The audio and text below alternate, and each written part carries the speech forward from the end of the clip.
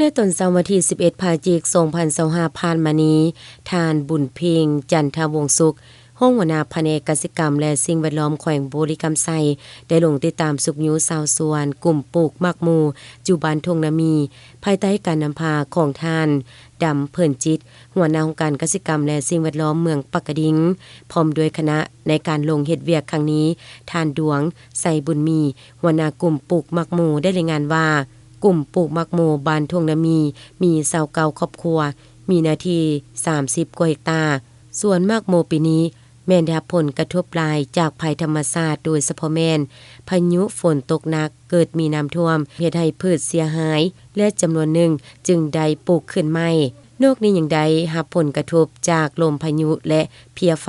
เฮ็ดให้พืชบ่สามารถขยายตัวได้เต็มที่แต่ชาวสวนก็ยังได้สู้ซนบระบาดรักษาให้มีการเติบใหญ่ขยายตัวมาฮอดปัจจุบันบางส่วนก็ได้เก็บกู้ผลผลิตแล้วหัวหน้ากลุ่มปลูกมากโมยังให้ฮู้เติมอีกว่าส่วนมากโม1เฮกตาร์ในปีผ่านมาสามารถขายได้100กว่าล้านกีบต้นทุนแม่น50ล้านกว่ากีบแต่สำหรับปีนี้แม่นบ่สามารถประเมินผลผลิตได้เทื่อย้อนได้รับผลกระทบจากภัยธรรมชาติหลายในโอกาสที่ได้ลงมาเยี่ยมยามชาวสวนครั้งนี้ห้องหัวหน้าแผนกกสิกรรมและสิ่งแวดล้อมแขวงบริกรรมไซก็ได้แสดงความสมเสยต่อชาวสวนที่มีความมุ่งมั่นขยันเพียรในการปลูกพืชกสิกรรมสร้างเศรษฐกิจครอบครัวและทานก็ยังได้แนะนำชาวสวนหากพบความยุ่งยากอันใดแม่นให้เสนอต่อห้องการกสิกรรมและสิ่งแวดล้อมเมืองเพื่อให้วิชาการโซหาวิธีทางแก้ไขซวย